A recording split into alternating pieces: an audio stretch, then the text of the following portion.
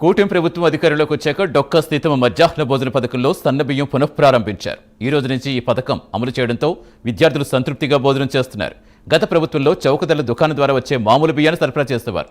ఈ విద్యా సంవత్సరం నుంచి నాణ్యమైన సన్న బియ్యాన్ని అందిస్తోంది కూటమి సర్కార్. ఇక ఈ అంశంపై పూర్తి సమాచారం మా కరెస్పాండెంట్ వెంకటరత్నం అందిస్తారు. ప్రభుత్వ పాఠశాలలో డొక్కా సీతమ్మ మధ్యాహ్న భోజన పథకంలో సన్నబియ్యం ఇవ్వడంతో పిల్లలు సంతృప్తికరంగా భోజనం చేసుకున్న పరిస్థితి ఏర్పడింది. ప్రస్తుతం మనం గవర్నమెంట్ స్కూల్ దగ్గర ఉన్నాము. పిల్లలు భోంచేస్తున్నారు. ఇక్కడ వాళ్ళని అడుగుదాం, భోజనం ఎలా ఉంది, ఏ విధంగా ఉందని అడిగి తెలుసుకుందాం. డొక్కా సీతమ్మ మధ్యాహ్న భోజనం ఆహార పట్టిక చూడొచ్చు. ప్రతిరోజు సోమవారం నుంచి శనివారం వరకు ప్రతిరోజు ఒక్కొక్క ఐటెంతో పిల్లలకి భోజనం పెట్టే పరిస్థితి ఉంది. కొంతమంది విద్యార్థులు ఉన్నారు. మాకు చెప్పండి, భోజనం ఎలా ఉంది?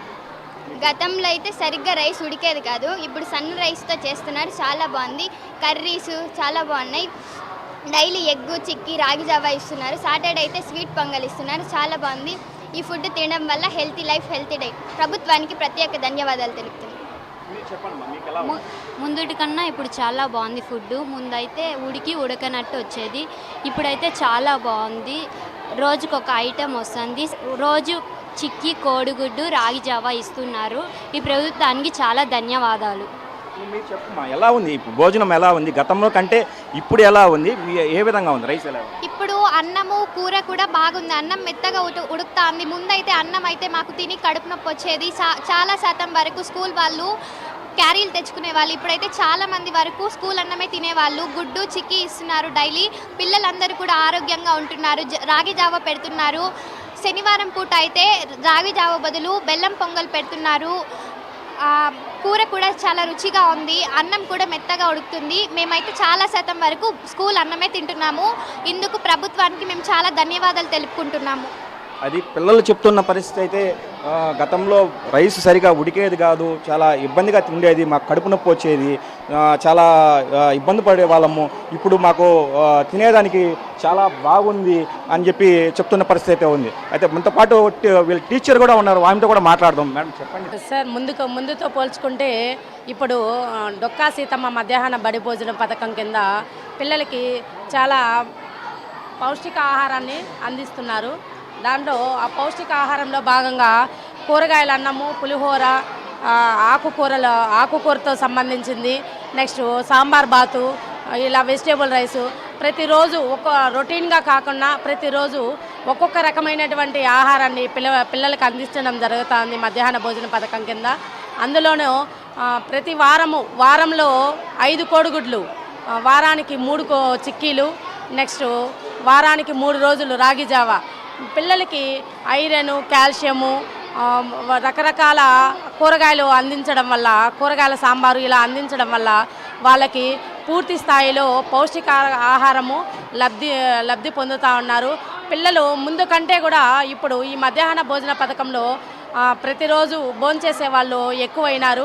ప్రతి ఒక్క పిల్లవాడు మధ్యాహ్న భోజన పథకం కింద వచ్చే ఆహారాన్నే భోంచేస్తున్నారు. ముందైతే క్యారీలు తెచ్చుకుంటా ఉన్నారు ఇండ్ల దగ్గర నుండి. ఇప్పుడు సన్న బియ్యము ప్రొవైడ్ చేయడం వల్ల పిల్లలు ఇంకా ఉత్సాహంగా, ముందు కంటే కూడా ఇంకా ఉత్సాహంగా వచ్చి భోంచేస్తున్నారు. ప్రతి ఒక్కరూ ఫిజికల్గాను మెంటల్గాను ఇంప్రూవ్మెంట్ అనేది మాకు కనిపిస్తూ ఉంది. ఫిజికల్గా బాగా యాక్టివ్గా ఉన్నారు. పిల్లలందరూ యాక్టివ్గా ఉన్నారు. వాళ్ళకి సరైనటువంటి పౌష్టిక ఆహారము ఇప్పుడు అందుతూ ఉందని భావిస్తూ ఉన్నాము మేమైతే. వీళ్ళ పిల్లలకి ఇలాంటి భోజనం అందిస్తున్న మన గవర్నమెంటు, ముఖ్యమంత్రి గారు చంద్రబాబు నాయుడు గారు, విద్యాశాఖ మంత్రి నారా లోకేష్ గారికి విద్యార్థుల తరపున, ఉపాధ్యాయుల తరపున ఈ మధ్యాహ్న భోజన పథకాన్ని అందిస్తున్న ప్రతి ఒక్కరికి ధన్యవాదాలు తెలియజేసుకుంటున్నాను. అయితే మనం ఇక్కడ చూడొచ్చు, డొక్కా సీతమ్మ మధ్యాహ్న భోజనం ఆహార పట్టిక అని ఇక్కడ సోమవారం నుంచి శనివారం వరకు. సోమవారం అయితే కూరగాయల పలావు, ఉడికించిన గుడ్డు, చిక్కీ. అదే మంగళవారం అయితే పులిహోర, దొండకాయల పచ్చడి, రాగి జావ, ఉడికించిన గుడ్డు. బుధవారం అయితే కూరగాయల అన్నము, బంగాళదుంప కుర్మ, ఉడికించిన గుడ్డు, చిక్కీ. అదే గురువారం తీసుకుంటే సాంబార్ బాతు, ఉడికించిన గుడ్డు, రాగి జావ. శుక్రవారం తీసుకుంటే అన్నము, ఆకుకూర పప్పు, చిక్కీ, ఉడికించిన గుడ్డు ఇవ్వడం జరుగుతుంది. అయితే శనివారం ఆకుకూర పప్పు, అన్నము, తీపి పొంగలి, రాగి జావా ఇస్తున్న పరైతే ఉంది. ఇది పిల్లలు కూడా మాకు ఆనందంగా ఉంది, భోజనము తింటుంటే మాకు ఎటువంటి ఇబ్బంది లేదు, బాగా హెల్దీగా ఉన్నాము. గతంలో మేము తింటున్న ఫుడ్ కడుపు నొప్పి అలాంటివి వచ్చేవి, ఇప్పుడైతే మాకు చాలా బాగుంది అని చెప్పి విద్యార్థులు తెలుపుతున్న పరిస్థితి ఉంది. కెమెరా పర్సన్ నరసింహతో వెంకటరత్నం, ప్రైమ్ 9 న్యూస్, తిరుపతి నుంచి.